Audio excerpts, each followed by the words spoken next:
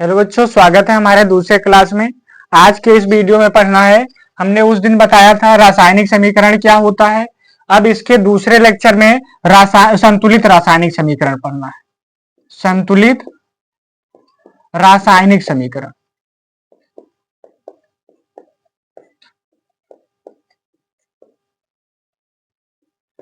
संतुलित रासायनिक समीकरण होता क्या है। अब यहां पर हमने लिया क्या, कार्बन फिर प्लस O2 लिया, गिव्स आउट क्या बना, CO2, यानी कि ये क्या बना, कार्बन डाइऑक्साइड। यहां पर LHS ले लें, यहां RHS। LHS का मतलब क्या होता है, लेफ्ट हैंड साइड, और RHS का मतलब होता है राइट हैंड साइड। अब संतुलित रासायनिक समीकरण का डिफिनेशन लिखना है। यहां पर क्या है, कार्बन, कार्बन की संख्या कितना, 1, तो C बराबर रख दो 1, और यहां पर carbon C is equal to क्या है, 1। ये क्या है, ऑक्सीजन, ऑक्सीजन की संख्या कितना, 2, यहां पर ऑक्सीजन की संख्या कितना, वो इज इक्वल टू 2।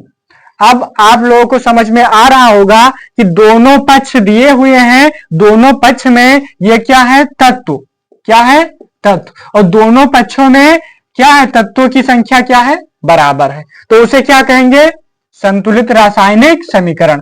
आप लोगों को डिफिनेशन भी लिखना है। कैसे लिखना है कि रासायनिक अपक्रिया में, रासायनिक अपक्रिया में अभिकारक, क्या, अभिकारक, और क्या, उत्पाद, दोनों की संख्या क्या हो, उत्पाद में तत्वों की संख्या, किसकी संख्या, तत्वों की संख्या क्या हो, बराबर हो, तो उसे क्या कहते हैं, संतुलित रासायनिक समीकरण कहते हैं।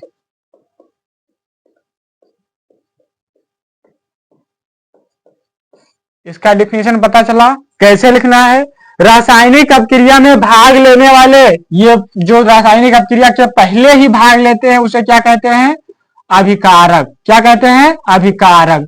और उसके बाद में जब अपक्रिया हो जाता है, अपक्रिया होने के बाद में जो नया पदार्थ बनता है उसका नाम क्या होता है, उत्पाद होता है। और इसका डिफिनेशन अब कैसे लिखना है, रासायनिक अपक्रिया में भाग लेने वाले यानी कि अभिकारक और उत्पाद में तत्व की संख्या क्या रहा थे, बराबर रहा थे, तो उसे क्या कहेंगे, रासायनिक समीकरण कहते हैं। फिर उसके बाद में अब आप लोगों को पढ़ना है क्या, संयोजन अपक्रिया, यानी कि रासायनिक अपक्रिया में आप लोगों को पढ़ना है, रासायनिक अपक्रिया हमने बताया था। फिर उसके बाद में रासायनिक अपक्रिया के अंतर्गत उसको कई भाग में डिवाइड किया गया है, और एक नंबर पॉइंट में आता है संयोजन अपक्रिया। रासायनिक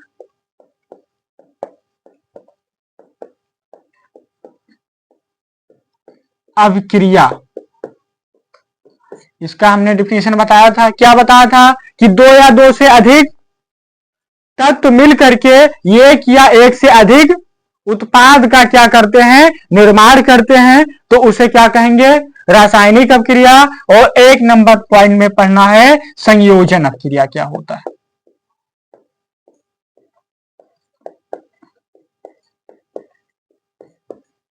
संयोजन अपक्रिया का डिफिनेशन पढ़ना है। इसका डिफिनेशन क्या होता है, दो या दो से अधिक क्या मिल जाए, तत्व मिल जाए, और तत्व मिलने के बाद में एक नए पदार्थ का क्या कर ले, निर्माण करें, तो उसे क्या कहेंगे, संयोजन अपक्रिया।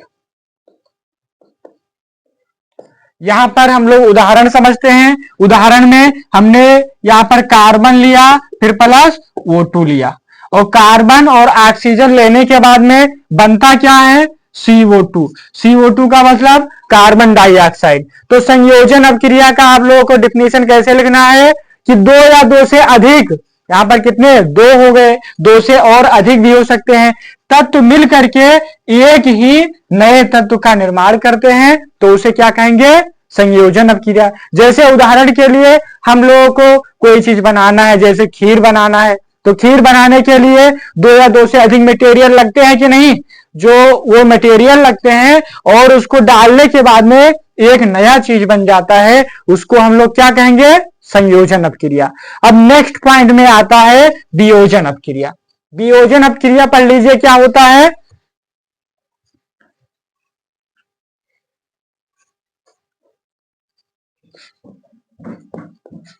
क्रिया क्या होता है, जब एक अभिकारक टूट करके दो या दो से अधिक उत्पाद का निर्माण करते हैं तो उसे क्या कहेंगे, वियोजन अपक्रिया। वियोजन अपक्रिया का भी जो है डेफिनेशन आप लोगों को लिखना है। कैसे लिखना है, जब अभिकारक की संख्या कितनी है, एक, अभिकारक क्या हो जाए, टूट कर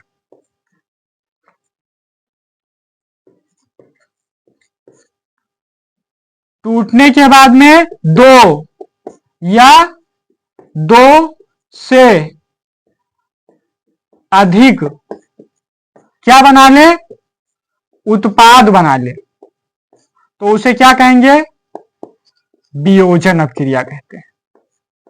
वियोजन अपक्रिया का डेफिनेशन समझ में आया क्या होता है, इसका डेफिनेशन कैसे लिखना है, जब एक अभिकारक टूट जाए और टूटने के बाद में दो या दो से अधिक उत्पाद का निर्माण करते हैं तो उसे क्या कहते हैं, वियोजन अपक्रिया कहते हैं। और यहां पर आप लोगों को संतुलित भी करना है। यहां पर कार्बन की ये कैल्शियम है, कैल्शियम की संख्या 1, यहां पर क्या है, Ca इज इक्वल टू क्या, 1। ऑक्सीजन की संख्या यहां पर क्या दिया हुआ है, 3, वो इज इक्वल टू 3। यहां पर दो ऑक्सीजन यहां पर हुआ और एक यहां, तो यहां पर भी ऑक्सीजन की संख्या कितना हो गई, 3। अब क्या बच रहा है, कार्बन, सी की संख्या यहां 1 और यहां सी की संख्या 1। अब देखिए दोनों पक्षों में अभिकारक और उत्पाद की संख्या क्या है, बराबर है। तो बराबर होने के बाद में इसे क्या कहेंगे, संतुलित रासायनिक समीकरण। रासायनिक समीकरण आप लोगों को समझ में आया ही होगा। अब पढ़ना है विस्थापन अपक्रिया क्या होता है। विस्थापन अपक्रिया का डेफिनेशन लिखना है। तो जब कोई तत्व दूसरे तत्व के यौगिक में क्या हो जाए, विस्थापित हो जाए तो उसे क्या कहेंगे, विस्थापन अपक्रिया। यहां पर जो Fe है, Fe आ जाता है यहां Fe फेरस सल्फेट बन जाता है और कॉपर क्या हो जाता है, अलग हो जाता है। तो इसे हम लोग क्या कहेंगे, विस्थापन अपक्रिया। विस्थापन अपक्रिया का डिफिनीशन आप लोगों को कैसे लिखना है, जब कोई तत्व क्या हो जाए, दूसरे तत्व में विस्थापित हो जाए। क्या हो जाए, विस्थापित, तो उसे क्या कहेंगे, विस्थापन अपक्रिया। विस्थापन अपक्रिया का डिफिनेशन आप लोगों को लिखना है। क्या होता है विस्थापन अपक्रिया का, जब कोई तत्व दूसरे तत्व में क्या हो जाए, विस्थापित। यहां पर देखो फेरस था, कॉपर सल्फेट है और ये जो सल्फेट होता है इसके पास में आता है और ऐड हो गया, यानी कि दूसरे में ऐड हो गया तो उसे हम लोग क्या कहेंगे, विस्थापन अपक्रिया। विस्थापन अपक्रिया का डिफिनेशन आप लोगों को कैसे लिखना है, जब कोई तत्व दूसरे तत्व में क्या हो जाए, विस्थापित हो जाता है तो उसे क्या कहते हैं, विस्थापन अपक्रिया कहते हैं। अब पढ़ना है द्विविस्थापन अपक्रिया। द्विविस्थापन अपक्रिया का जो है डेफिनेशन लिखना है। ये क्या होते हैं, जब अलग अलग परमाणुओं के क्या यौगिक आपस में क्या करते हैं, आदान प्रदान करते हैं। आदान प्रदान के मतलब ये इनसे ले लीन आपन जो होता है परमाणु और ये उठाए के इनका दे दी, तो उसको क्या कहेंगे, दो विस्थापन अपक्रिया। इसका डिफिनेशन क्या लिखना है कि जब अलग अलग कौन परमाणु के समूह, परमाणु या तत्व के समूह, तत्व के समूह आपस में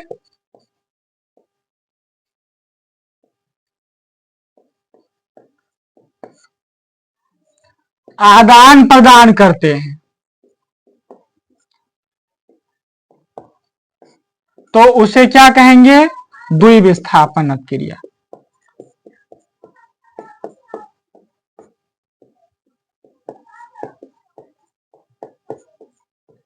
द्विविस्थापन अपक्रिया का डेफिनेशन आप लोगों को कैसे लिखना है कि जब अलग अलग तत्व के समूह क्या करते हैं, आपस में आदान प्रदान कर लेते हैं, तो उसे क्या कहेंगे, द्विविस्थापन अपक्रिया।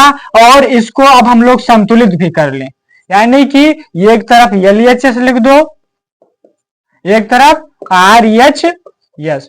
यहां पर ये है पोटेशियम, पोटेशियम की संख्या 2, यहां पर K की संख्या 2, यहां पर क्या है CN, CN की संख्या यहां पर क्या है 1, CN यहां पर यहां दिया हुआ है, CN आगे 2 लगा हुआ है, तो CN की संख्या यहां पर क्या हो जाएगा 2, यहां पर भी CN की संख्या 2। अब क्या बच रहा है, हाइड्रोजन H बराबर 2, यहां पर H की संख्या कितना, H यानी कि 2 आगे लगा हुआ है, H की संख्या 2 हो गया। और SO4 दिया हुआ है, SO4 इसकी संख्या 1, और यहां पर सल्फेट की संख्या SO4 की संख्या 1। यहां पर यानी कि दोनों पक्षों में परमाणुओं की संख्या क्या है, बराबर, तो उसे क्या कहेंगे, संतुलित रासायनिक समीकरण।